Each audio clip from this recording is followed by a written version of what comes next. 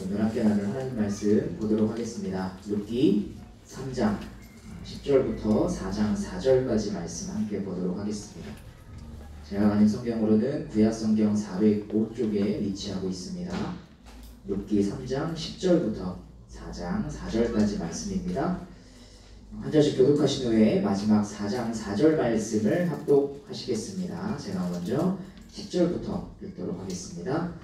그가 이르되 내 딸아 여호와께서 내게 복 주시기를 원하노라. 네가 가난하건 부하건 젊은 자를 따르지 아니하였으니 네가 베푼 인애가 처음보다 나중이 더하도다.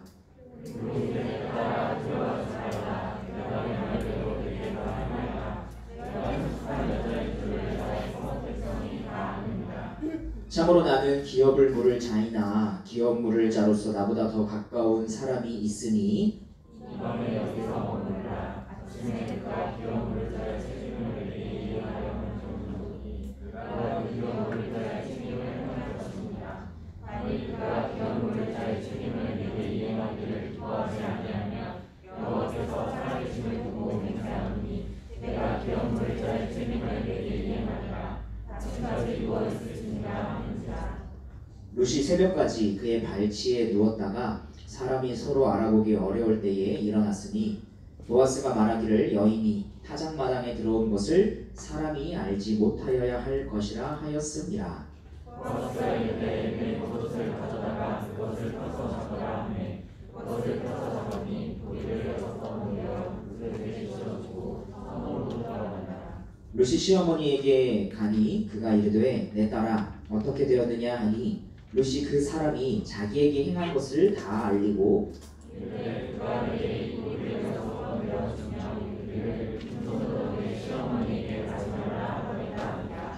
이에 시어머니가 이르되 내 딸아 이 사건이 어떻게 될지 알기까지 앉아 있으라. 그 사람이 오늘 이 일을 성취하기 전에는 쉬지 아니하리라 하니라.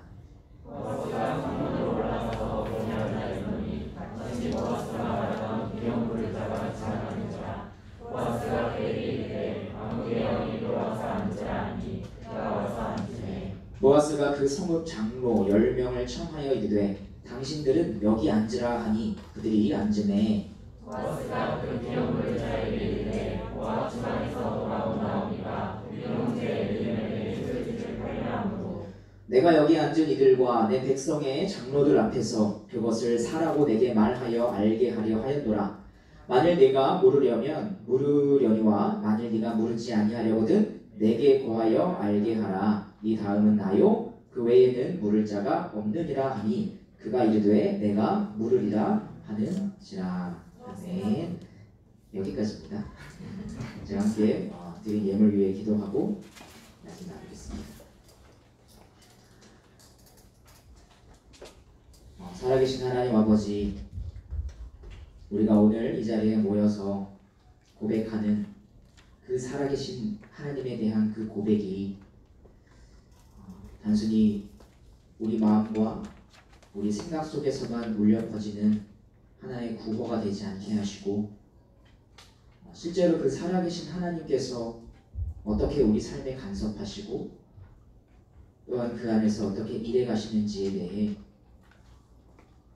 우리가 실제적으로 함께 생각하며 또한 경험하고 그리고 그 삶을 살아내는 우리 모두가 될 수 있기를 소망합니다. 그저 관념 속에 하나님으로 여기게 하지 마시고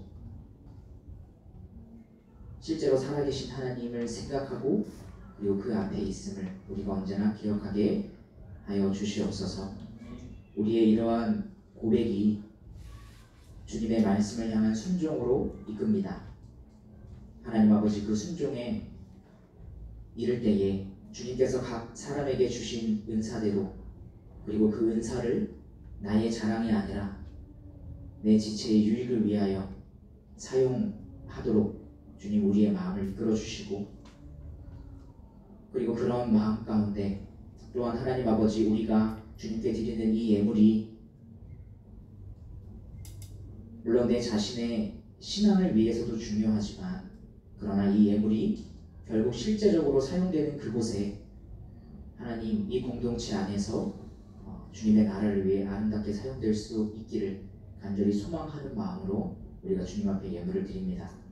하나님 아버지, 우리의 이 마음과 우리의 이 기도를 기뻐 받아주셔서 이 예물이 사용되는 그 곳곳마다 주님께서 그 마음과 생각을 주장하시고 간섭하여 주셔서 이것이 헛되이 사용되지 않을 수 있도록 주님 지켜주시고, 또한 그 결실 역시 우리가 지금 당장 눈앞에 맺혀지는 것을 보지는 못한다 할지라도, 그러나 주님께서 일하심이 결국 언젠가는 주님의 그 선하심에 드러낸다는 것을 우리가 언제나 기억하게 하여 주시옵소서. 감사드리며 우리 구 예수 그리스도 이름으로 기도합니다. 오늘 말씀 중심으로 내가 물으리라 하는지라 라는 제목으로 함께 말씀 나누도록 하겠습니다.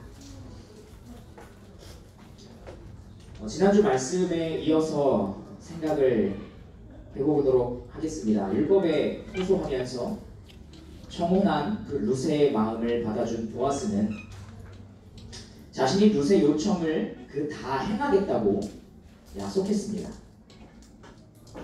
깊은 마음, 아무리 신뢰할 만한 사람이라 할지라도 이불을 들추어 그 옆에 눕는 것은 그 누구라도 쉽게 할 수 있는 것이 아닙니다. 분명 룻도 아무리 그녀가 담대한 사람이라 할지라도 그 일을 행할 때 큰 두려움 가운데 행했을 것입니다. 그래서 두려워하지 말라고 다독이는 그 보아스의 대답은 그녀의 마음을 더욱 안심되고 또 긴장이 풀리게 만들어 주었을 것입니다. 이제 각자의 상황에 따르는 그 서로의 마음이 오해 없이 전달되었습니다. 그러니 다가올 모든 일은 아마 모두 다 잘 풀리게 되지 않을까 기대하게 만듭니다. 그러나 이어지는 그 보아스의 대답은 룻으로 하여금 다시 조금의 불안함을 느끼게 만들었습니다. 그가 말하길 자신이 기업을 물을 자인 것은 분명하지만 자신보다 우선권을 가진 한 사람이 있다고 말했기 때문입니다. 따라서 만약 그가 기업 물을 자의 책임을 이행하려 한다면 자신은 그 우선권에서 밀리게 된다는 거죠. 물론 그 사람이 기업 물을 자의 책임을 이행해 준다면 그것은 좋은 일입니다. 감사한 일인 것은 분명합니다. 하지만 지금 나오미와 룻의 상황에서 단지 기업을 다시 돌려받는 것만으로는 궁극적인 해결이 이루어지지 않는다고 지난주에 함께 살펴보았습니다.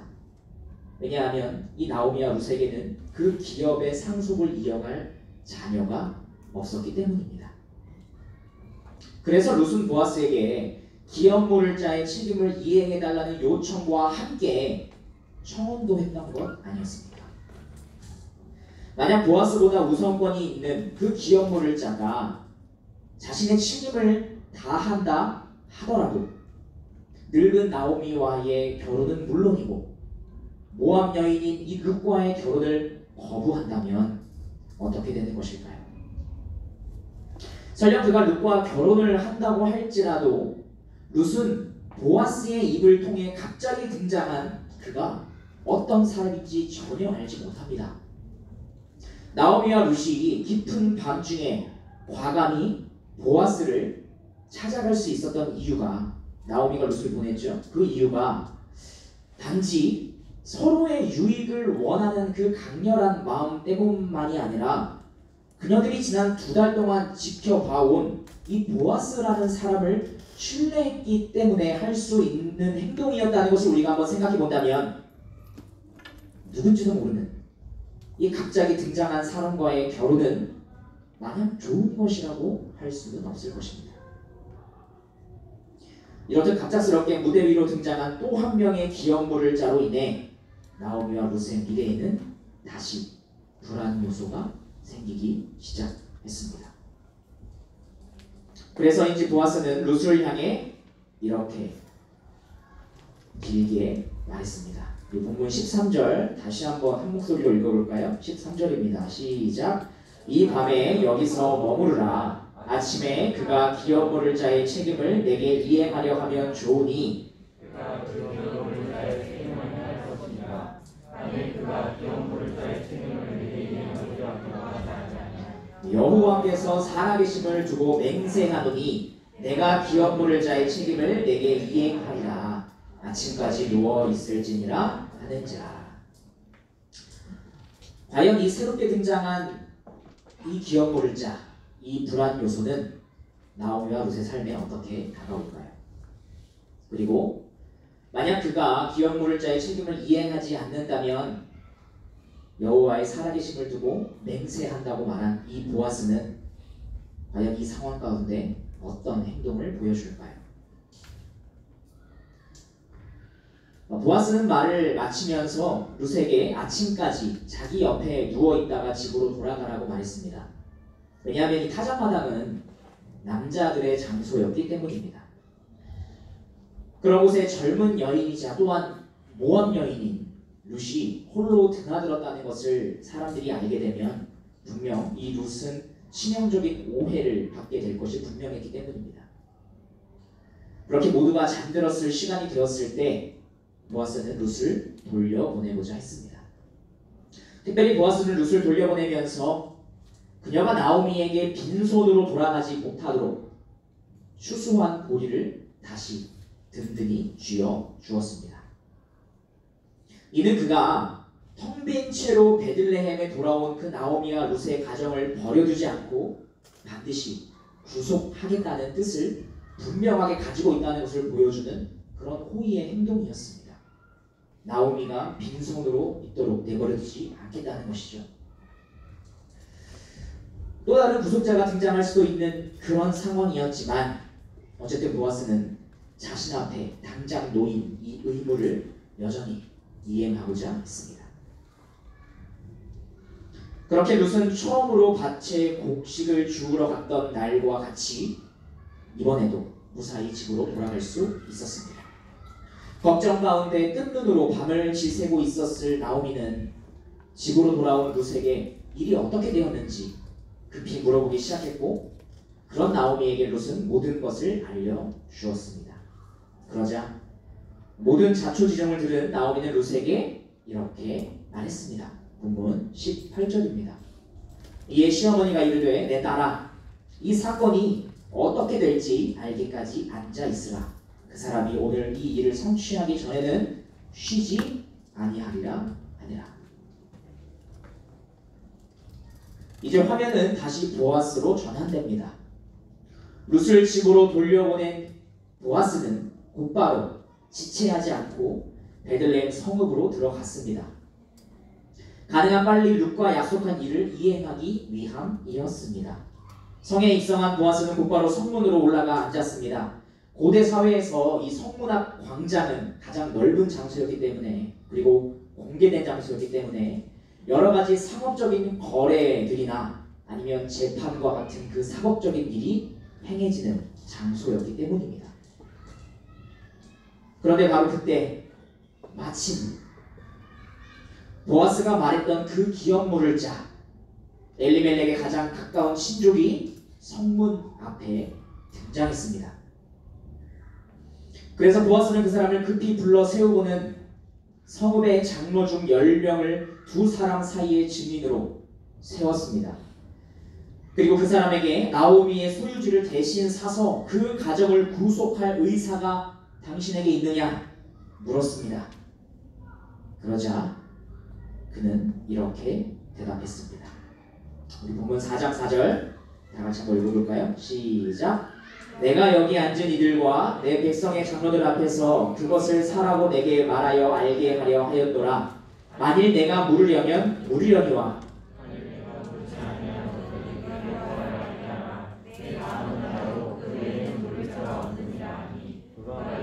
내가 물으리라 하는지라. 여러분은 오늘 설교의 제목을 들으시고 어떤 생각을 하셨습니까? 혹시라도 오늘 설교의 제목이 보아스의 대사라고 생각하지는 않으셨습니까? 지난주에 보아스가 나오미와 룻을 위해 모든 일을 행할 것이라고 약속했으니 말입니다. 하지만 아쉽게도 이 말은 보아스의 대사가 아니었습니다. 갑작스럽게 무대에 등장한 그 누구도 알지 못하는 사람의 대사였습니다. 심지어 그는 이름조차 기록되지 않아서 그저 아무개라고 불렸습니다. 보아스가 처음 이 사람에 대해 언급했을 때에는 단지 불안 요소 정도였지만 그것은 곧 현실이 되고야 말았습니다. 1장에서 비참하게 시작된 나오미와 룻의 상황이 2장과 3장을 지나면서 주님의 그 섭리 속에서 모든 것이 합력하여 선을 이루는가 싶었는데 결국 이렇게 되어버린다면 이것은 무언가 잘못된 것 아닌가요? 이것도 합력하여 선을 이루는 것이라고 말할 수 있는 것일까요?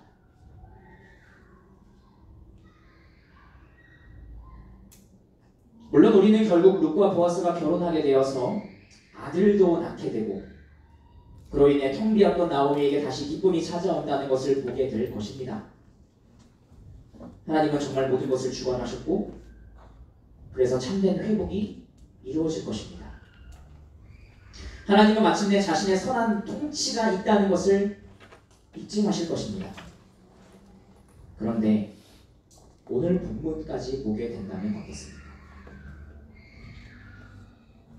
그리고 그 불안 요소가 결국 현실되어 모든 것을 다시 좌절로 이끄는 것과 같은 오늘의 장면은 어떻습니까? 게다가 이 좌절이 죄 때문이 아니라 말씀대로 순종하려는 의로움 때문에 비롯된 것이라고 한다면 여러분은 이 일을 어떻게 받아들이시겠습니까?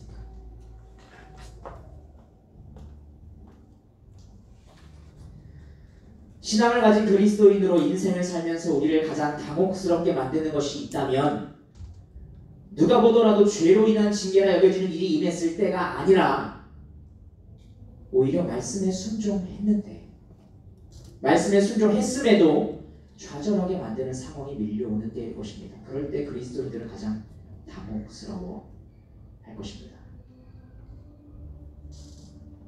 그럴 때면 모두들 쉽게 혼란에 빠지곤 합니다. 내가 무엇인가 잘못한 것인지 다시 되짚어보기도 하고 또는 나도 모르는 새에 알지 못하는 죄를 지은 것은 아닌지 살펴보려고 합니다. 분명 이건 죄로 인한 징계일 거야. 그렇지 않고서는 이런 일이 내 앞에 벌어질 리가 없어. 하나님은 선한 분인데 라고 여기면서 말입니다. 하지만 오늘 본문은 말씀대로 순종하려는 의로움 때문에 닥쳐오는 좌절도 있을 수 있다는 것을 우리에게 보여줍니다. 보아스는 룻을 아내로 맞이할 마음이 있었고 또한 룻이 자신의 아내가 될 것이 거의 확실했지만 자기보다 더 가까운 친족 한 사람이 있음을 알고 그 사람의 의견을 확인할 때까지 아무것도 확정짓지 않았습니다. 만약 보아스가 이대로 룻을 아내로 맞아들이고 또 기업물을 자의 책임을 다한다 할지라도 그 누구도 보아스의 행동이 잘못되었다 말하기는커녕 아주 선한 일을 행했다 말했을 텐데 그런데도 보아스는 자기보다 더 가까운 친족이 있다는 것을 알리면서 그 일을 먼저 마무리 짓고자 했습니다. 그는 아무리 선한 일을 위한 것이라 할지라도 자기가 편한 대로 생각하거나 그 일을 처리하려 하지 않았고 율법의 정확한 절차를 따라서 그 말씀에 순종하는 마음으로 이 일을 행하고자 했습니다. 이처럼 보아스가 율법의 규례를 철저히 이행하려고 하지 않았다면 벌어지지 않았을 상황이 오히려 보아스의 의로움으로 인해 벌어졌습니다. 그런데 성경은 이와 같은 일이 그리 특별한 일이 아니라는 듯이 이와 같은 수많은 인생을 우리 앞에 펼쳐 놓습니다. 요셉이 그러했고 욥이 그러했으며 엘리야와 에스더, 바울이 그러했고 심지어 섭리의 주관자이신 우리 주님께서도 이와 같은 일을 당하셨습니다. 베드로는 이러한 주님의 일하심을 이해하지 못했습니다. 그래서 나는 죽어야 한다고 말씀하신 그 주님을 향해 절대로 그래서는 안 됩니다 라고 말했던 건 아니었겠습니까?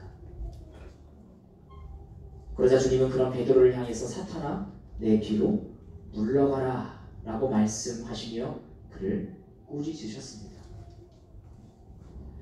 이 말씀은 마태복음 4장에서도 나온 적이 있습니다. 예수님이 공생애를 시작하시기 직전에 광야에서 시험을 받으실 때 이렇게 말씀하셨습니다. 마태복음 4장 8절부터 10절입니다.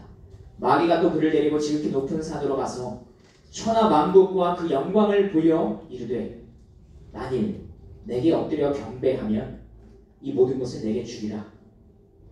이게 예수께서 말씀하시되 사탄아 물러가라. 기록되었을 때 주 너의 하나님께 경배하고 다만 그를 섬기라 하였느니라.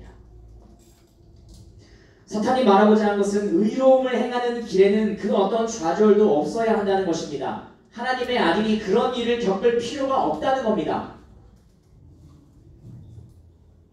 그런 논리예요. 그런데 주님은 그 논리를 향해서 사탄아 물러가라고 하신 것입니다. 어쩌면 우리도 베드로처럼 주님께서 일하시는 방식과 그로 인해 우리 삶에 드러나는 여러 가지 삶의 경황들을 이해하지 못할 때가 많은지도 모르겠습니다.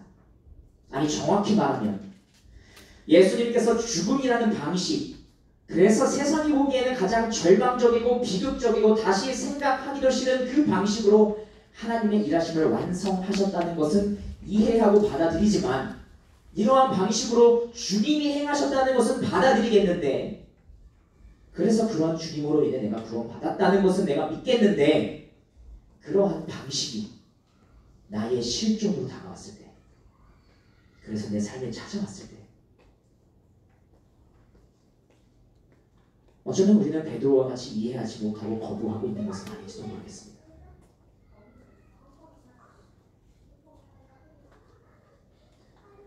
박영선 목사님은 인생이라는 작은 소책자에서 이러한 현상에 대해 이렇게 설명했습니다. 사람들은 흔히 신앙을 잘잘못이 전부인 윤리 혹은 치성이나 각오의 문제로 인식합니다. 하나님의 일이 이루어지는 방식도 대개 지극함이라는 시각에서 이해합니다. 정성의 지극함, 각오의 지극함을 내세워 하나님이 태초부터 정하신 예수 안에서의 구원의 완성 그리고 창조의 완성 같은 것들을 너무 쉽게 설명합니다. 그래서 예수님의 성육신과 십자가와 부활이 하나님이 시간과 공간 속에서 우리의 눈물, 피, 노력, 절망, 고통을 통해 일하시는 것으로 실체화되지 못합니다. 지금도 살아계신 하나님, 아브라함의 하나님, 이삭의 하나님, 야곱의 하나님이여 예수를 보내신 하나님이 지금 이 자리에 나를 보내신 하나님으로 실체화되지 않습니다. 예수 안에서 일어난 일이 우리 생애 속에서 반복되어 하나님의 일하심으로 우리에게 구체화되는 것을 우리는 잘 모르고 있습니다. 성육신과 십자가와 부활은 지금 우리의 삶 속에서 다시 체험되고 확인되어 우리 삶의 결론을 만드는 것인데도 말입니다. 주님의 삶의 모습은 그분의 삶의 모습으로 끝나는 것이 아니라 우리의 삶의 모습과도 연결됩니다. 하지만 우리는 그것을 실체하지 못하는 것은 아닌가 그런 의문을 제기하고 있는 것이죠. 저는 설교를 할 때 개인적으로 제 사적인 경험에 대해서 얘기하는 것을 별로 좋아하지 않습니다. 왜냐하면 제가 어떤 사람인지 드러나게 되는 것이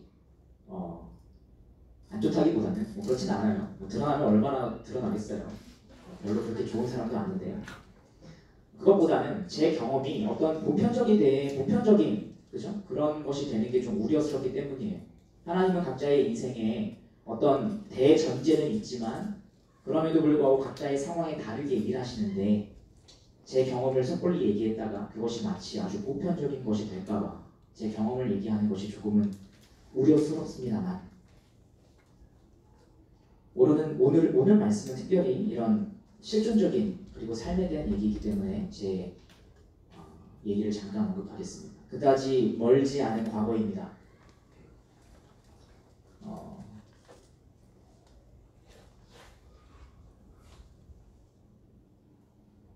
작년에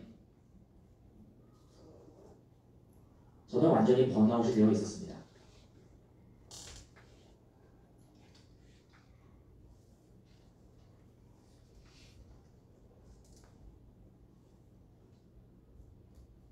그래서 작년까지 사역했던 곳을 사임했을 때 그때 당시에 저는 그 어디로도 사역지가 결정되지 않은 상황이었습니다. 앞으로 어떻게 될지 전혀 알지 못하는 상황이었죠. 그래서 실제로 이 목회가 아니라 다른 것을 해야 하는 것은 아닌가 그런 고민을 하게 됐습니다. 근데 제가 할 수 있는 게 뭐가 있겠어요? 물론 학부는 신학을 전공하지 않았지만 대학원은 그래도 신학을 전공했기 때문에 막상 뭔가 일을 하려고 보니까 할 게 없는 거예요. 할 수 있는 게 없는 거예요. 제가 할 수 있는 게. 그래서 뭐 식당 주방에서 설거지하는 뭐 그런 자리도 알아보기도 했습니다. 근데 뭐 그런 것들은 차치하고서라도 일단 사임을 하고 나서 저는 모든 것으로부터 달아나고 싶었어요. 저를 둘러싸고 있는 그 모든 것으로부터. 그래서 아내에게 아주 미안하지만 허락을 구하고 홀로 부산으로 여행을 갔습니다. 마른 여행이었지만 사실은 도망치는 것이었어요. 한 3박 4일 동안 갔습니다. 그때 제가 가져갔던 책이 있는데 어떤 책이었을 것 같습니까? 신앙서적은 아니었습니다.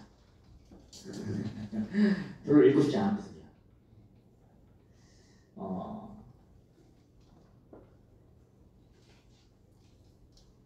처음 이 책이 나왔을 때의 제목은 수필집이었는데 그리움은 북유럽에서부터 온다라는 책이에요. 혹시 들어보신 적 있나요? 못 들어보셨을 수도 있어요. 근데 이 책이 이제 다시 재판되고 개정되면서 제목이 바뀌었어요. 가끔은 세상에서 사라지고 싶어서. 정말 제 마음을 잘 담고 있는 제목이었어요. 제가 이 책을 굳이 사려고 한 건 아니었는데 집에 있더라고요. 제 아내가 사놓은 책이었는데 생각해보면 제 아내도 사라지고 싶었던 건 아닙니다. 제가 먼저 사라져가지고 좀 미안한데 어쨌든 그 책을 가지고 갔어요. 그래서 아무런 계획도 없었어요. 그냥 KTX와 숙소만 예약해놓고 그냥 무작정 부산으로 갔습니다.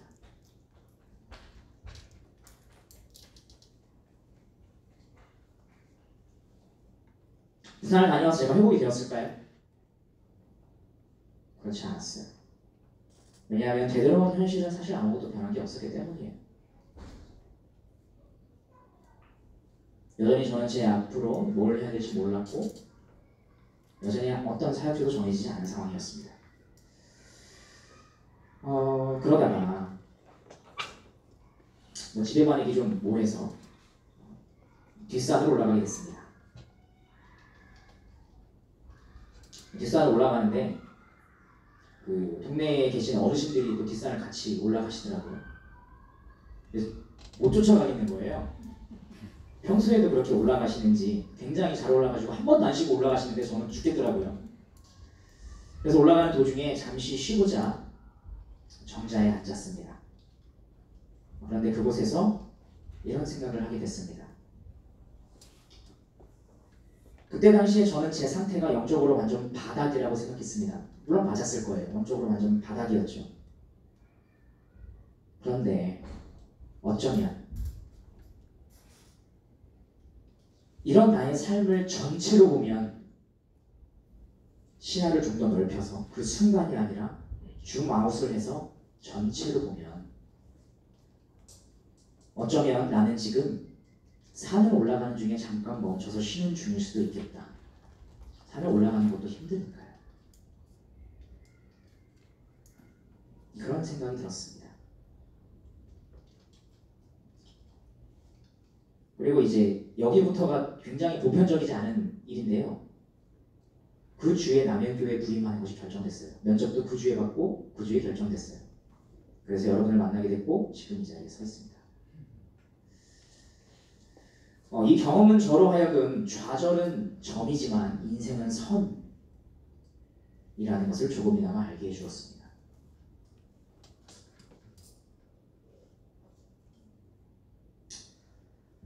존 팔표 목사님은 오늘 본문에 대해 강의하면서 이렇게 얘기했습니다. 룻기의 교훈은 경건한 사람의 삶이 순탄하게 영광에 이르지는 못하지만 궁극적으로 그렇게 된다는 것이다. 경건한 사람의 삶은 잘 닦여진 고속도로가 아니라 포장도 되지 않은 울퉁불퉁한 산길일 수 있다. 그곳에는 낙석지대도 있고 절벽도 있으며 짙은 안개가 낄 수도 있고 들짐승이 출몰할 수도 있고 미끄러운 커브길이 있을 수 있고 다시 되돌아가야 할 급경사가 나타날 수도 있다. 이렇게 위험천만한 구불구불한 길을 가는 동안 우리는 멀리까지 내다볼 수는 없지만 아직 최고점에 이르지 못했다는 표지판을 만날 수는 있다. 전체적으로 보면 룻의 이야기는 그런 표지판 중에 하나라고 할 수 있다. 이 이야기를 통해서 우리는 우리 삶에서 일어나는 이해하기 힘든 굴곡들이 결국에는 궁극적인 선을 지향하고 있다는 격려와 소망을 얻게 된다. 그것들은 우리를 절벽으로 내모는 것이 아니다. 그리스도인으로서 우리 삶의 모든 좌절 가운데서 하나님은 우리에게 베푸실 기쁨을 도모하고 계신다. 말씀에 순종하는 의로움을 행하고자 할 때 그때 찾아오는 현실은 기쁨이 아니라 오히려 좌절일 수 있습니다. 그리고 그 과정 속에서 우리는 분명 힘들어할 겁니다. 이건 아는 문제가 아니라 살아내야 되는 문제이기 때문이에요.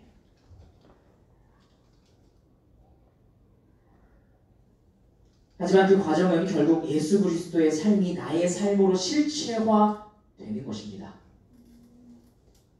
그러므로 기억하시기 바랍니다. 이해하기 힘든 굴곡들이 결국에는 궁극적인 선을 지향하고 있다는 것을 말입니다. 우리의 인생을 점으로만 바라볼 것이 아니라 조금은 한 발 떨어져서 선으로 보시기 바랍니다. 그리고 바로 이것이 하나님께서 모든 그리스도인들을 그리스도의 장성한 분량에 이르기까지 빚어가시는 방식입니다. 함께 찬양하고 기도하는 시간 갖도록 하겠습니다.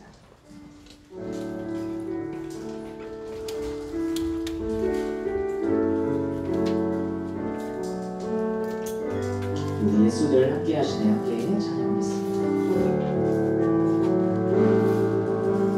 고단한 인생길 힘겨운 오늘도 예수 내 마음 아시네.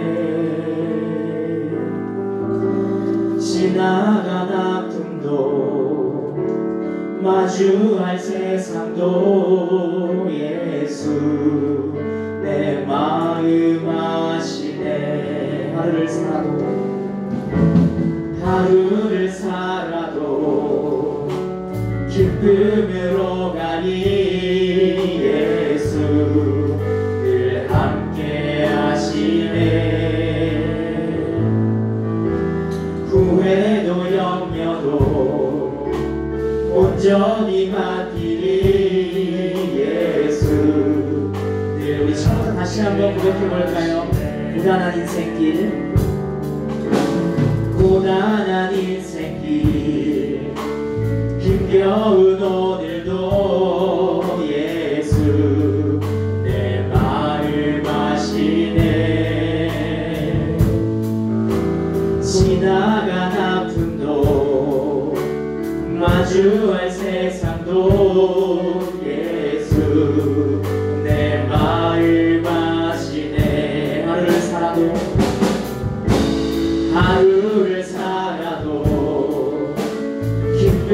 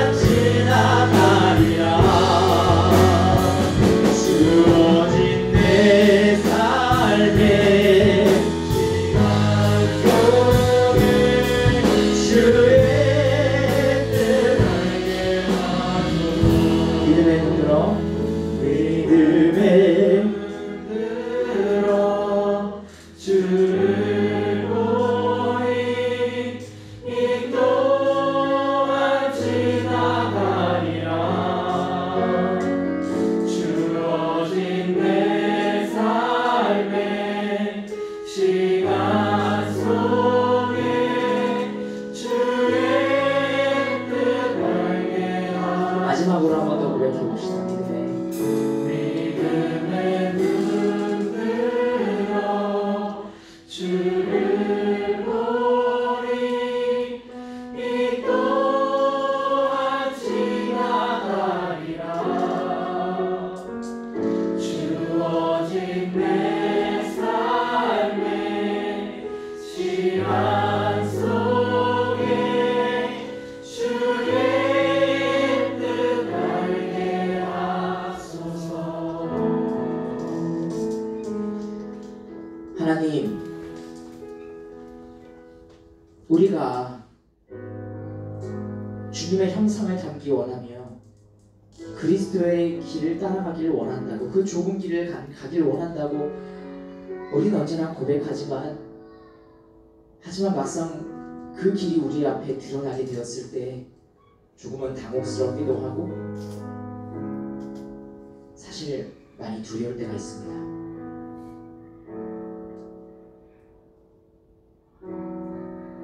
하지만 주님, 의를 행하는 자 앞에도 어떻게 보면 별것 아닌 듯 지나갈 수 있는 이 불안 요소가 현실로 다가왔듯이 그 의를 행하는 가운데, 아니 의를 행했기 때문에 우리 앞에 닥쳐오는 어려움이 있다는 것을 오늘 말씀 가운데 보게 됩니다. 하나님, 그러한 상황을 우리가 마주하게 되었을 때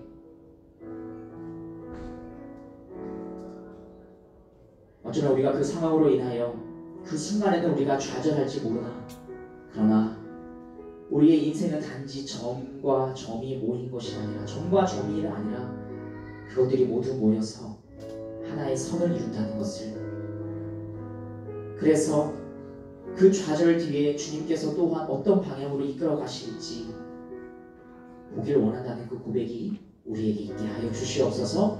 우리 이러한 마음 가지고 우리 각자의 고백으로 주님 앞에 함께 기도하시며 나아가도록 하겠습니다. 하나님, 우리는 우리의 인생을 다 알지 못합니다. 그리고 때때로 주님께서 우리 삶 가운데 역사하시는 그 방식을 우리가 모두 다 기쁨으로 받아들이기 어려울 때도 있고, 그래서 하나님, 의를 행하면서 너무나 두려울 때가 많습니다. 언제나 의를 행했기 때문에, 주님의 말씀에 순종하고자 했기 때문에 우리 앞에 닥쳐오는 어려움이 있을지도 모르겠습니다. 우리는 그러한 상황을 마주해야 됩니다. 하나님, 우리가 그런 상황을 마주하게 되었을 때 어쩌면 우리는 그 상황 속에서 좌절할지 모르나, 그러나 주님, 그저 우리의 마음이 좌절해서 끝나지 않고 그 모든 궁극적인 방향이, 그 지향점이 결국 주님께서 행하시는 궁극적인 마음으로 간다는 것을 바라볼 수 있도록 주여 도와주시옵소서. 하나님, 많은 순간 너무나 당혹스러울 때에 우리가 이것을 기억하게 하시고, 그 앞에서 우리가 주님 앞에 간구와 기도와 순종으로 나아갈 수 있도록 도와주시옵소서.